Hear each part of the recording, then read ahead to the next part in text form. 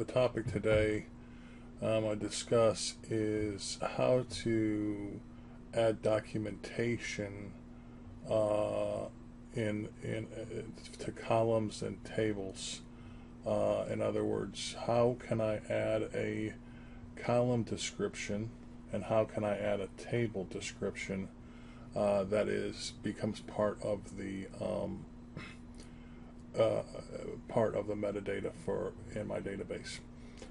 Now, we've all probably have seen and understand that in our tables, right, when we go to a partition table, we can go in and during our design, we can come over and put a description in. As you see, for partition ID, I have primary key for partition table. Partition root ID is a foreign key to the partition table, and suffix, etc. And that's also a description. Okay, now, of course, being in BI, I write a lot of reports, and the question is now, how do I get these descriptions to go into a report? Okay, so I created a report for this proof of concept on that particular table I just showed you. And when I do a preview, as you see, when I hover over partition ID, I get primary key for a partition table, foreign key for key to the partition root table, etc. So this is pulling from the MS description, which is the extended property, which is what we know of as the description of the column. And this will pull from that. Of course, I had to wire it up to do that, and I'll show you how I did that. Going back to our example, we know, let's go ahead and just, for fun, change our description here. So I'm going to go into partition table and go to design, and I'll say in here, I'm going to change primary key for partition table. I'm going to temporarily change that to, oh no, this is something else. Okay, so I changed that. So I'm just going to save that to when I go over to my report and I refresh it.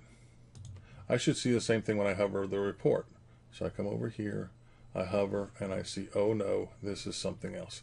So as you see, we can abstract out the documentation all the way to the point where we can bring it into our reports and use it not only for ourselves in coding, like stored procedures and everything else, and just regular queries, but we can use it to help our users understand what these columns are. Now, this doesn't work in every situation at all. That's given, but it can come in very handy for many cases in your development. So now the question is, how did I do this? Okay, so this is where you might want to copy some of this code, and this works pretty good. So I set up two procedures which the report will call, and one of them is get partition information, which is super basic, of course, which is just a select command, which I execute, and there's my two rows that you see over in the report. That's no big deal. So that takes care of one report set. Let's look at the report sets over here. So that takes care of, I have two report sets. I have one just lazily named data set 1, and that data set 1 is calling to the stored procedure I just showed you, and it brings back the fields which are presented on the report. Okay, so no big deal there, right? Okay, now I have a second data set called captions, and that's what I'm getting when I hover over these areas. So captions, I generically name them column 1 through 5. This is not, this is just specific to this report. So, but the code is important if you wanted to go further with this concept. Get caption info. It brings back 5 columns, and this is where I do a little trickery. And if you find a better way of doing things like this, I appreciate an email.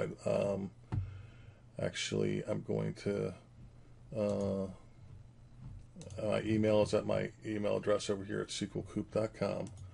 And so anyways, here, let's go ahead and pull that up. Partition, we're going to go down here to Caption Info and modify.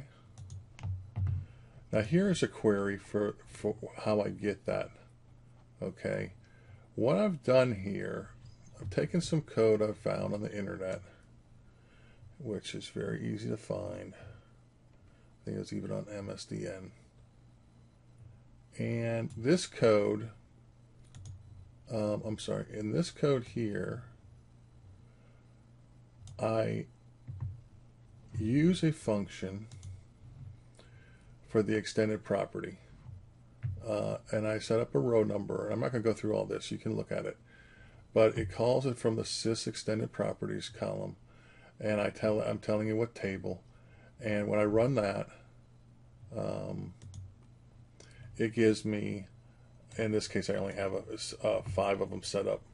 So it gives me the column name, the extended property, and the row number. There are also, in the examples, there's you can also get table name and some other things which you might need. Now what I've done here is in my extended property in this code,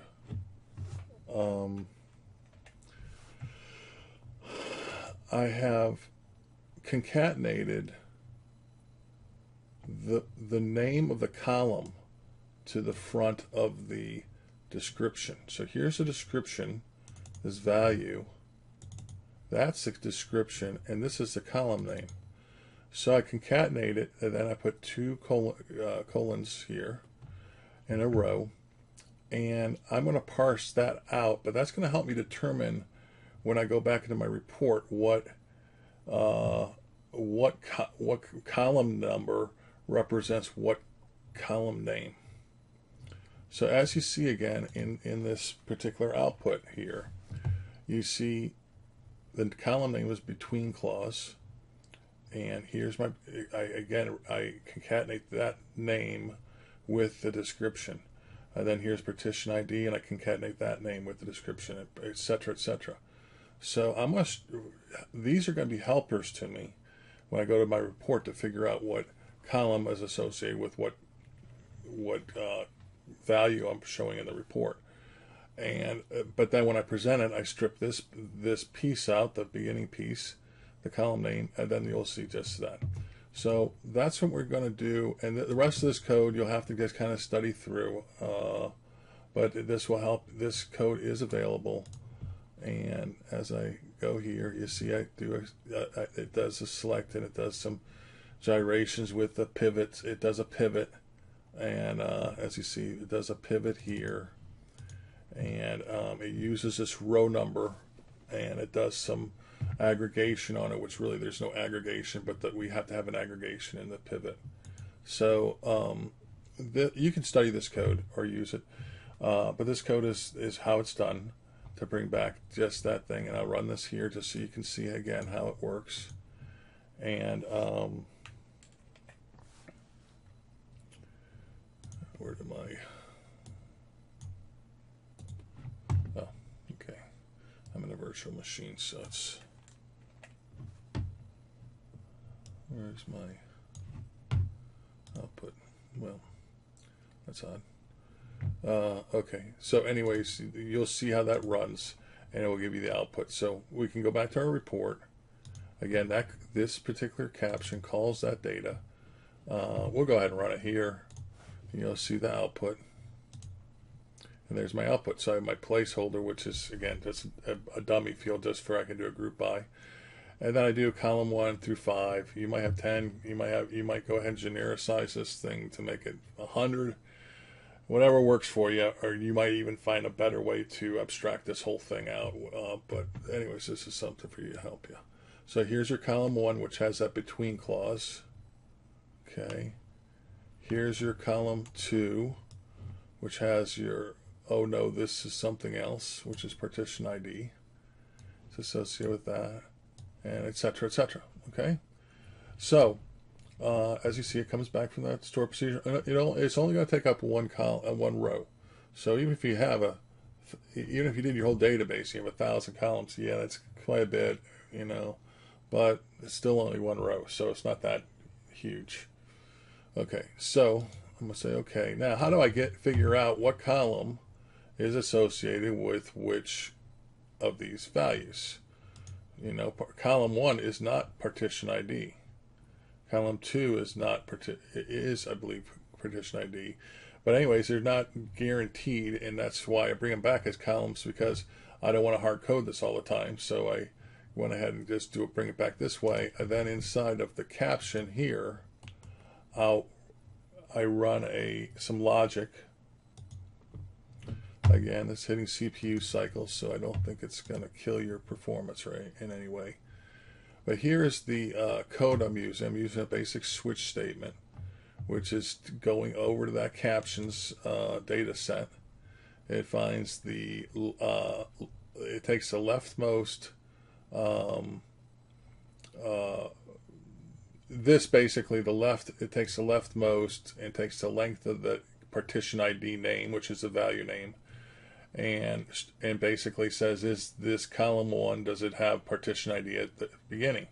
If it does, it returns everything after the partition ID in colons, and that's what happens. And it goes through all the columns, and it figures out which one is associated with partition ID. So if you copy this code and you put it into the next one, it's the same exact code. I know this. I tried to do it in a function, but I couldn't pull it off in a function. If you can, please let me know. But anyways, here's a partition ID. This is a partition root ID. So I copied the partition ID, pushed it into here, renamed all these from partition ID to partition root ID for that value, and that finds the partition root ID. And then again, I did the same thing over here for partition suffix. So I come in here, and if you're wondering what all this partition stuff is, these names are about, these are column names for a partition for a cube. So anyways, here's partition suffix. So basically it's a copy paste, but the formula works so that when I run it, it matches up the right column with the right caption for the right value that it overhangs with. So let's run it again, and I hover, refreshing, I hover, it finds out, oh no, this is something else, which remember we had changed it to. This should be your partition root. Okay, there's your foreign key to partition root table, which just makes sense. Partition suffix. I was trying to do a line feed here. I wasn't able to pull that off right now. And here's your period type. Period type must be either W for week, M, Q, or S for standalone partition. So that's how I use the got descriptions in for my columns to make them one place documentation area in the metadata, and how I was able to push it back over to a report and use it in my captions, and which is very helpful. A little time consuming coding it, but not once you get it, once you change the caption. So every time you change the caption over in the metadata of the database, it will change in the report, which is good. But when we come back over to the code, this code took a little bit to produce, so this works pretty well, and you can use this and get pretty much what you want. Okay, that's it for this segment. Thank you. Bye. This concludes this video. Please come and see more of my videos at www.sqlcoop.com. Thank you.